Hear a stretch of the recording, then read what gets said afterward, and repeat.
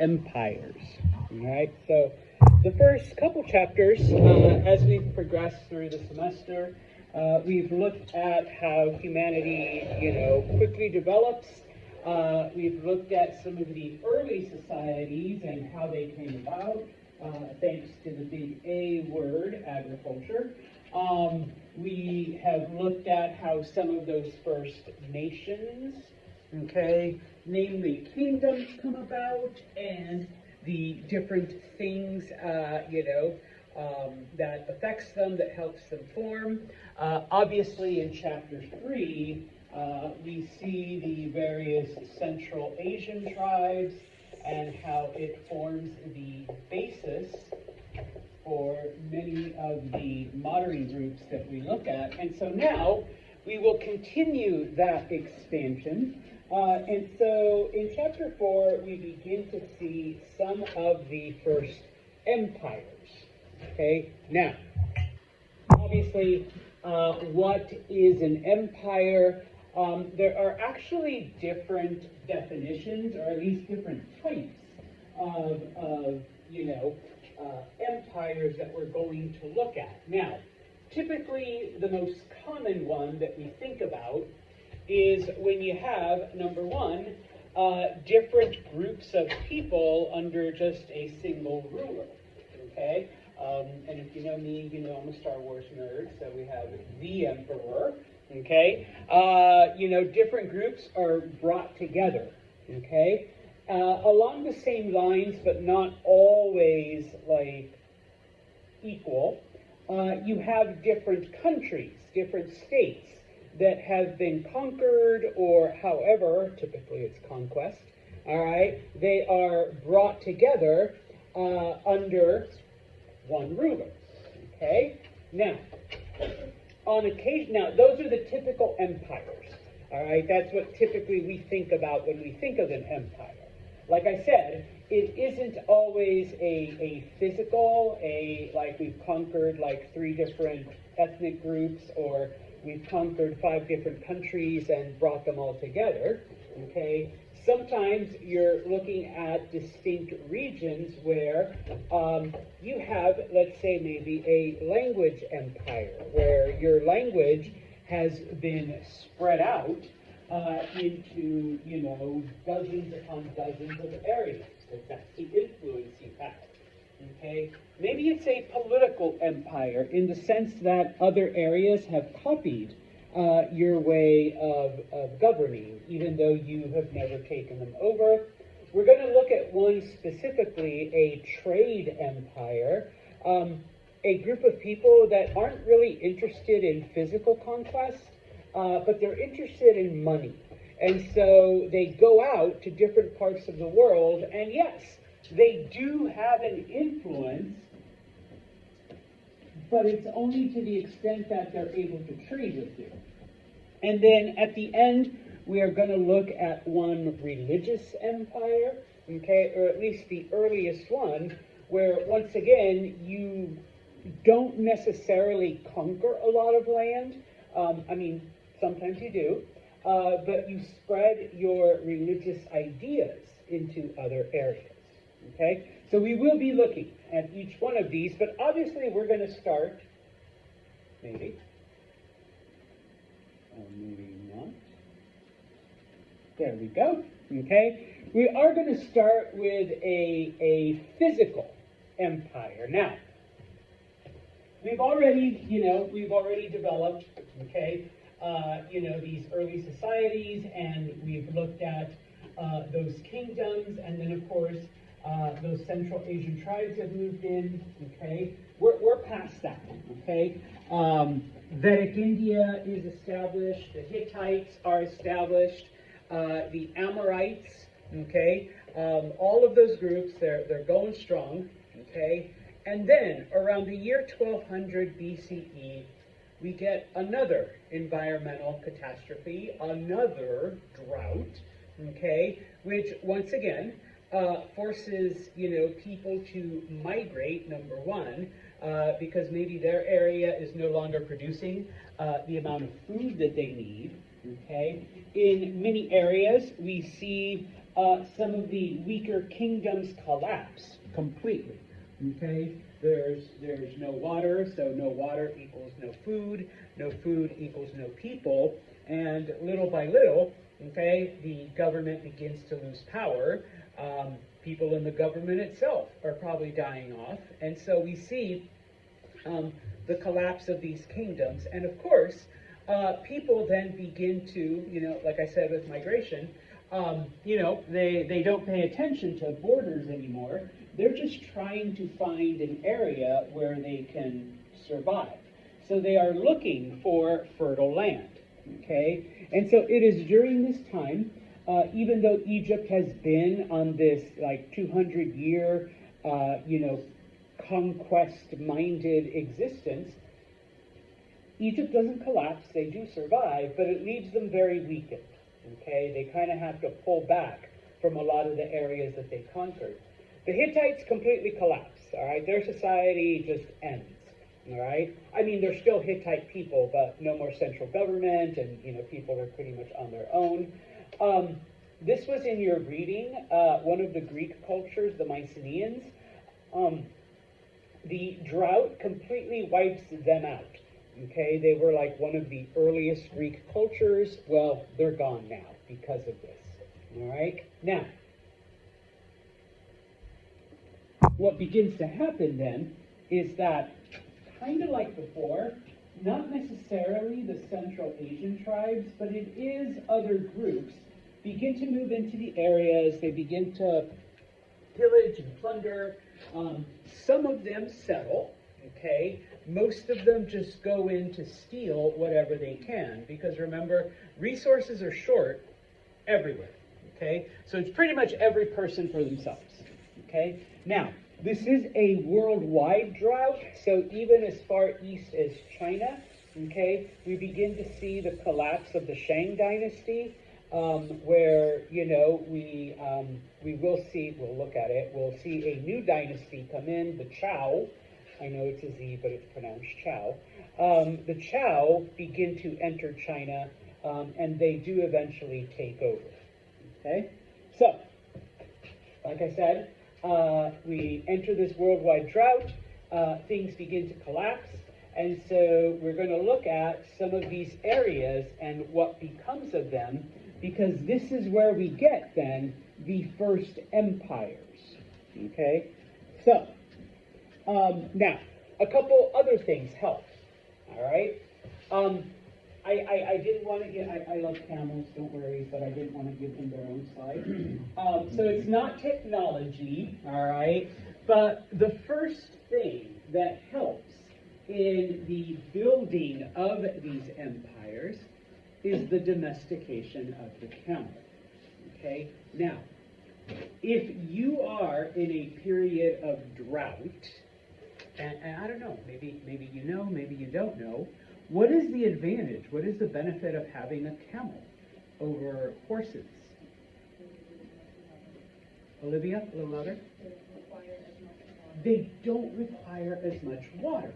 Okay, they are able to store water in their hump or humps, depending on how many they have. And so yes, you are able to travel through this area of drought on an animal that you can ride or you can use as a pack animal. And so yeah, you're able to travel these distances and not have to worry about water as much. I mean, they still need to drink at some point. All right, but yes, okay, so this does allow you to travel farther and, build an empire. Okay, now, technology. Okay, up until now, we really don't have, like, boats or ships. They're pretty much just like rafts. People put, like, pieces of wood together and you just kind of float down the river and there you go. Okay, but now with the land drying up, you're forced to find alternate sources of water and, of course, alternate methods of transportation. And so people begin to travel along the ocean. Okay, promise I'll come back. I always do. All right. So you do have some areas of water, and so with better boats, okay, and of course the invention of sails, all right, people are now able to like harness the wind and able to travel longer distances, as opposed to just on a couple floating pieces of wood, and then wherever the tides or the water currents take you. Okay, so you're able to travel and once again exert control over these areas. But probably the most important, okay, after thousands of years of using bronze, what's the recipe again? Most of you got this right. Copper and tin, I know. All right, you picked the right letter. Copper and tin, okay? Humans discover iron, okay? Iron deposits are found, and humans realize that if you're able to melt it down and shape it into tools and weapons, it is way stronger than bronze. And so the societies that are able to manufacture iron products obviously have that advantage over the cultures that are still using bronze. Okay, an iron sword will destroy a bronze sword. Like, you know, you hit it and boom, it falls apart. Okay, in addition, okay, iron tools are way, way better than bronze tools. Okay, and so these empires are able to exist because now we are able to create a society, okay, that is nowhere near, okay, a river. Remember that most early cultures develop along rivers because of the abundance of water. Okay, now, oh, and remember we're in a drought, so water is at a premium. With iron tools, especially iron plows, farmers are able to cultivate soil in areas where you don't have a lot of water, whereas before, bronze plows would break because the soil was too hard. Iron plows are able to do it much better and, of course, without breaking. Okay, so domestication of the camel, new and better ships, and, of course, the use of iron all help with the building of these empires. We're going to look at two, okay? First off, the Assyrians, okay? Not Syrians, those are modern, but Assyrians, okay? The Assyrians are a tribe that lived in northern Mesopotamia, okay? They were under the rule of the Amorites, but one of the things that they discover, because they are at the foothills of a mountain, they discover iron deposits, okay? And so they are able to turn that iron into weapons and shields and different types of armor. And so, once the Assyrians build up their military, they overthrow their the previous rulers, okay, and they sweep in. They send in their military to conquer most of these areas, okay, and they do it quickly, okay. First, they take over Mesopotamia, okay, and they do it, you know, without any problems, okay. Once they do that, they begin to go out into other areas. All right?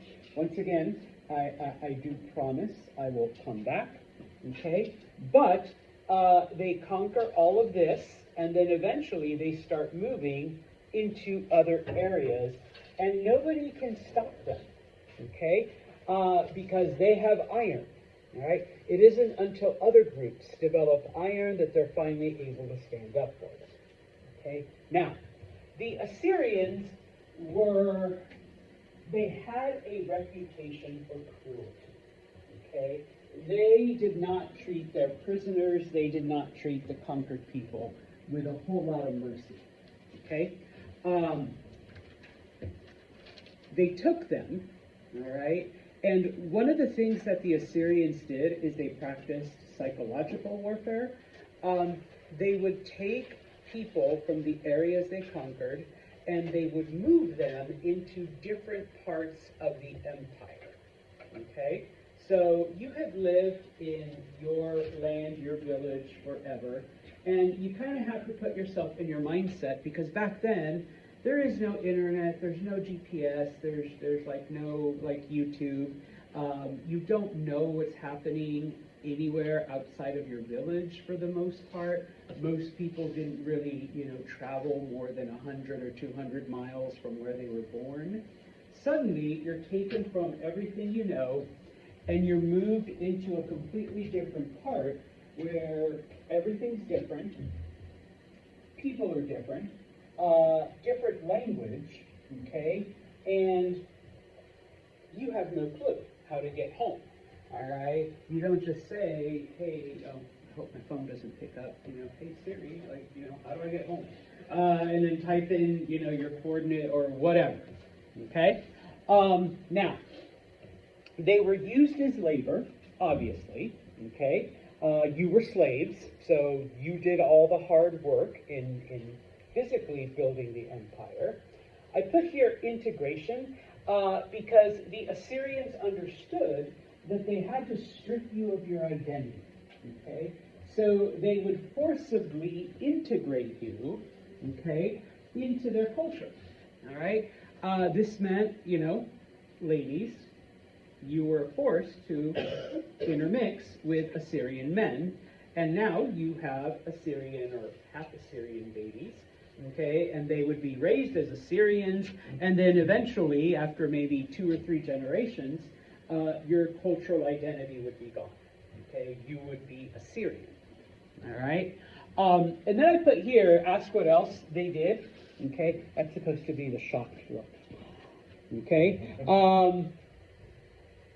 They would take the men, all right, and not everyone, because you need healthy slaves, okay, but they would take some of the men and just randomly,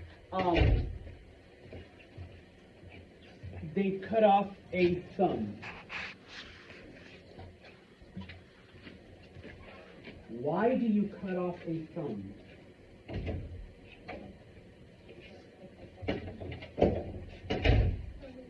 Olivia? Yes, you can't handle a weapon, okay? The opposable thumb, okay, evidence of evolution, all right? Try to do stuff with just your forefinger. So it's like, yeah, you really can't, okay? You really can't with just 4 fingers, okay? So yes, you cannot pick up a weapon. You can't hold a weapon. All right. Now, obviously, they would leave your non-dominant hand okay, because they still need you to work. And okay, yeah, I can fight them with it. You can, but you're not going to be as good. Okay. And of course, you can always just use your other thumb, and then you're really screwed. So you can't do anything. All right. So number 1, and they wouldn't do it to everyone. Once again, pick a random dude or 2. Okay, that's you, Aiden. And then, of course, if you disobey, hey, Ken, do you want to end up thumbless like Aiden over there? Oh, no, I'm good. All right, and then poor Aiden's like missing a thumb. Okay, the other thing they would do, looking at the feet, they'd cut off a big toe. Number 1, you can't run without a big toe. Bless you. Okay, bless you again.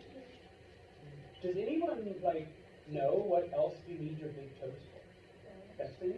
Oh, a couple people said it, balance. Okay? Now, a little bit of biology, all right? There are 3 things the human body needs to maintain balance. Okay? Number 1, eyes. Okay? You need to be able to see, all right? Now, of course, people are like, well, I know people who are vision impaired or, who are blind, whatever. Your body can adapt. Okay, if you lose your eyesight, your body will adapt, and so you can still, whatever. Number 2, you need your inner ear, not this, but the organ that's inside, because inside there's this little floaty thing, and there's a little bit of liquid. Okay, and as long as that's balanced, you're okay. if you've ever had an inner ear infection, you experience vertigo and you cannot stand up, all right, because your inner ear is doing one of these psycho things, okay? So you need your inner ear. I don't want to say you can adapt because I have had inner ear infections. You just got to lie down and take it until it disappears, all right? You need your big toes. If you're missing even one big toe, you will never walk right again. You'll be doing like one of these things. Now you can kind of adjust, but like someone else said, you try to do anything skilled or coordinated, like running, all right, you're gonna be tripping every couple feet, okay? You can still work though, so you can't run away, all right? That's how the Assyrians kept it, okay? And it'd be like, oh, hey, Madison, we cut off King's toe. Would you like to do as a toe? All right, then do what you're told. Okay, go dig that ditch. And off goes Madison, because she got her toe. Okay? Or at least she loves to stand straight. Okay? And so, these slaves then constructed all the roads, all the cities, they did all the grunt work. Okay? And of course, they're, pardon my Assyrian, they're fucking with you mentally too. All right, with all their psychological stuff that they're putting you through, okay? And yes, they were brutal, all right, to the people that they conquered. They weren't very nice, okay? Now, looking at Assyrian society, okay?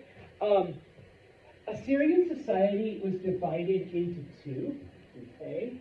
Number one, they called their homeland Ashur, or the land of Ashur. Okay, and this is where the true Assyrians came from. Okay, once again, I promise I'll come back. This purple area, that was Ashur. That's where the Assyrians come from. Okay, their capital was the city of Nineveh. All right, that was their capital city, and the city of Ashur was their religious center. Okay. Ashur was also one of their gods that they worshiped, so that's how they knew they were the chosen ones. Okay? Now, there was an Assyrian king. Obviously, now he's emperor. Okay? There was the people that did, his bidding, his appointees. And then, of course, we're not going to get into Assyrian religion. We don't have time. But they did have a complex religious system where the head god was the god Ashur, bless you. And then, of course, there were several other gods, because remember, most cultures during this time were, in fact, polytheistic. Okay? Then, the rest of the land, we don't have, like, a term for it, but it translates to the land under the yoke of Ashur. These were all of the areas that they conquered, okay? These were the people that they enslaved. These were the people that they cut off toes and thumbs, and they moved you from southern Mesopotamia to northern Turkey, or they moved you from the Mediterranean into the deserts, okay? You worked, you did hard labor, and of course, you paid tribute. Now, as this is happening, remember, the women are being forced to intermix with Assyrian men, so that after 2 or 3 generations, then your cultural identity is gone. By then, the thumbless and toeless men have died, and what remains are new Assyrians, I guess, okay, that have been, integrated into the society. All right? And so, then to show you, purple, okay, is the first, like I said, that's the land of Ashur, that's where Assyrians come from, okay? The brownish here, that was the, when they begin to expand and create an empire, that's what they conquered first, and then, of course, then they conquered the yellow, and then they conquered the green. It takes a couple hundred years. It doesn't happen like in 3 days or whatever. But this is how big their empire got, all right? So once again, we see different ethnic groups brought under one ruler. We see different kingdoms, okay, the kingdom of Egypt, by this point in time, the kingdom of Israel, the Hittites, all right, the Babylonians, all of that got brought under the Assyrians. So you have different ethnic groups, you have different kingdoms, you have different languages, okay? So you have all of this stuff brought under their control, okay? Now, like I said, okay, if you were one of the defeated people, you were not only integrated into their culture, you were forced to work for them. Now, the Assyrians do recognize, okay, that, they could probably turn some people to their side and convince them to, either through fear, all right, or through other, incentives. And of course, a culture that is built up by conquest is always going to need an army. And as they get bigger and bigger, they are going to need a bigger and bigger army, okay? So why not try to use the people that you've conquered, okay? Now, one of the things about the Assyrians that is a little bit different is that they used professional soldiers, okay? Most of the early societies and early cultures that we have looked at, all right, there was always a warrior class, okay?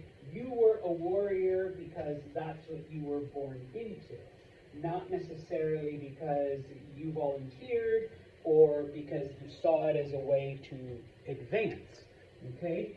The Assyrians are one of the first societies that rewarded you, okay? Now, of course, in this case, it's just with soldiering, but if you were a good soldier, you were rewarded. You got stuff, okay? If you proved that you were, good in battle, you were able to advance, in social status.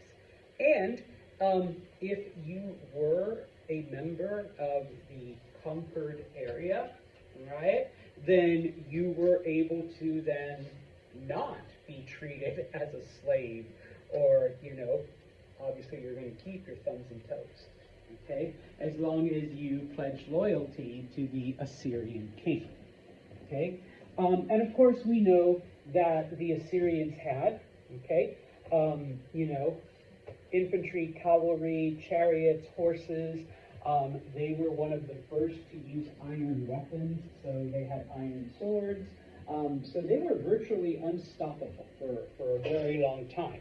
And of course, in order to maintain that, they had to keep conquering. And so eventually, and they were one of the first armies to have literally hundreds of thousands of soldiers, so that people, were rightfully so afraid of them, just by reputation, and the fact that when they saw the Assyrians coming, there was like 100,000 of them coming at you, okay? Now, of course, the Assyrians also understood that maybe, some groups might use this as an opportunity to rebel, or to use the knowledge that they gained or the skills that they gained in order to, try to lead a rebellion.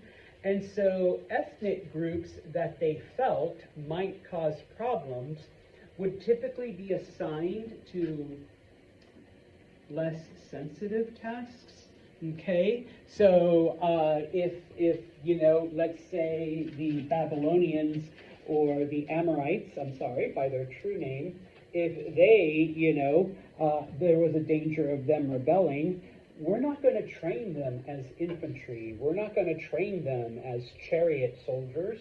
They're going to be the ones that, they're going to be the chefs. They're going to be the cooks, okay? So, if you're afraid of one of the groups, then typically they would be assigned other tasks, okay? Now, FYI, the empire lasted for over 300 years. Okay, so, the Assyrians had a pretty decent run, all right? The United States is only like 265 years old. I mean, they were around, all right? In this time, okay, they conquered millions upon millions of people, okay? They relocated them. They took different ethnic groups from their ancestral homelands and moved them into different places. And of course, they assimilated and absorbed, all kinds of cultures, to kind of mix a little bit of Christianity in here. I apologize. It was the Assyrians that conquered the Israelites eventually, and the people of Israel were taken by the Assyrians, and they too were relocated and assimilated, so that the only remnant of the ancient Israelites was a group known as the tribe of Judah, which is where we get the Jewish people today. Okay, everyone else, I remember, I used to be religious, so I had to learn this in Sunday school. People talk about the lost tribes of Israel. When I was little, I used to think, what, like they can't find their way home? They're just like, where are we? What the hell?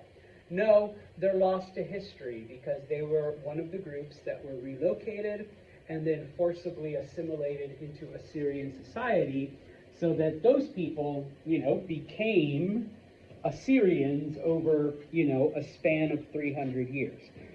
So they are completely lost, okay, to history. They disappeared, okay?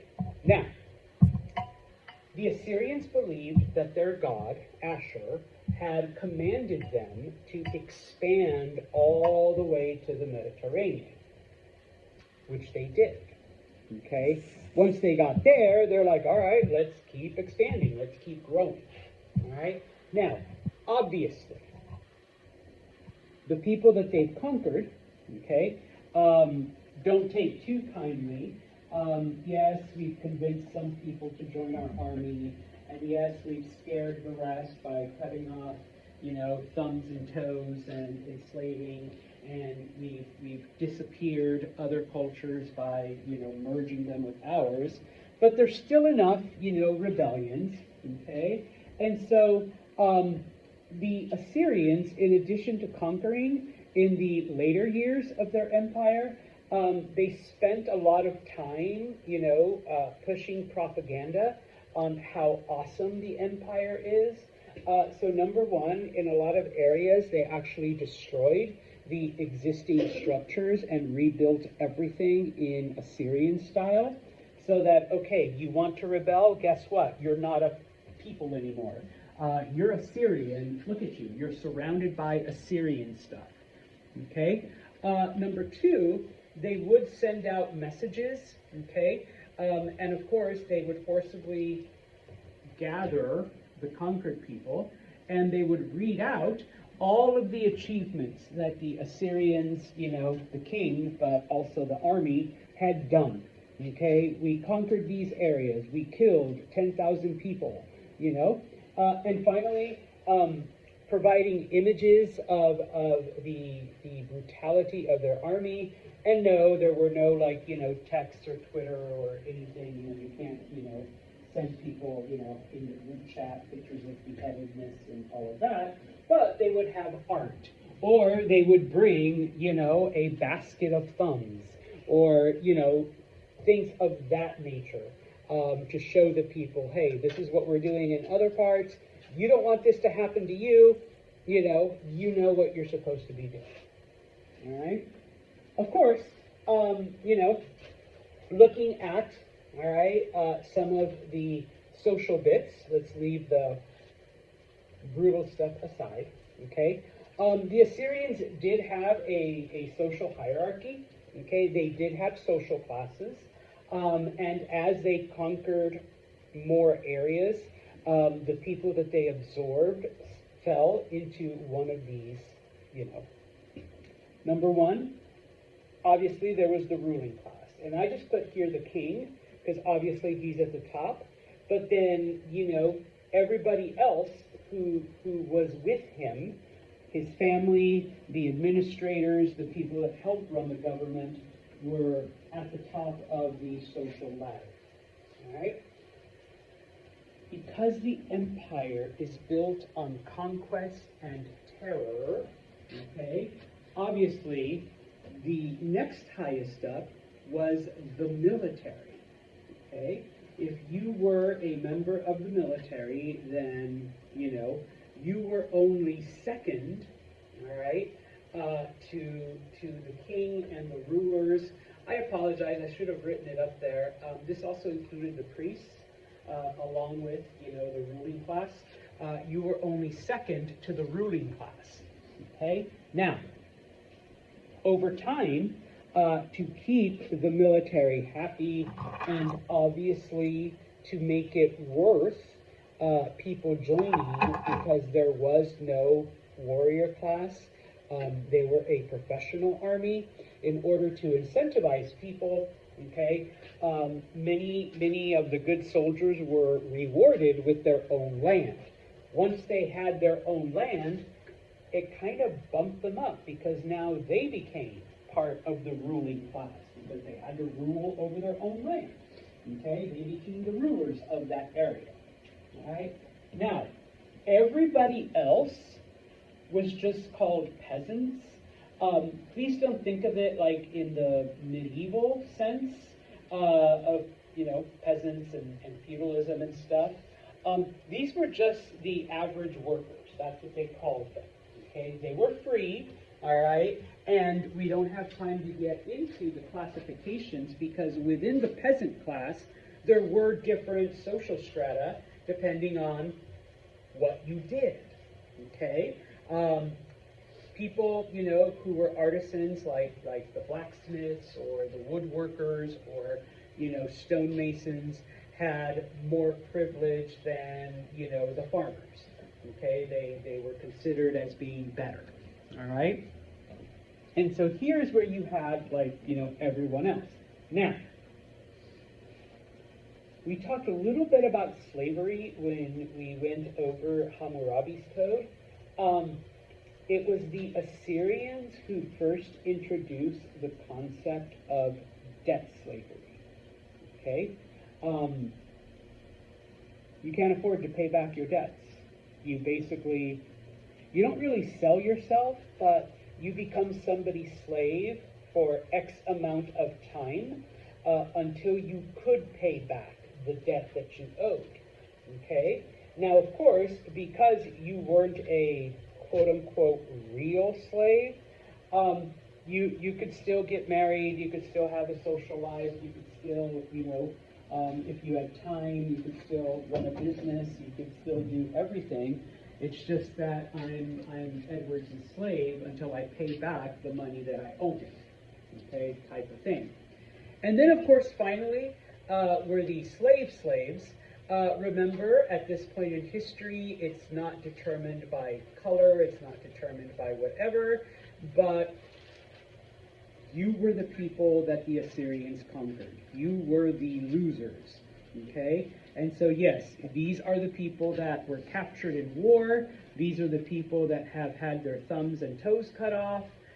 These are the ones that are forced to do all of the manual labor, okay? Now, unlike slavery in other cultures, despite the fact that you were doing all of this, you were expected to provide for yourself, so you were given a very, very small plot of land where you could grow your own food, and that's how you fed yourself, okay? Before you went off to build, giant buildings or temples or roads for your masters, okay? So, all right, that was your life, okay? Unless, of course, you decided to kind of, join the army, all right? A little bit more then to finish off the Assyrians. This is where we go. When it came to women, okay, once again, I am sorry, ladies, you weren't in charge of yourself, okay? Women had absolutely no control. over their lives. All right. Cook, clean, have babies. All right. Historically, that's what you were there for. Okay. Now, this tradition later continues on. It's absorbed by the Persians when they conquer. Okay. Bless you.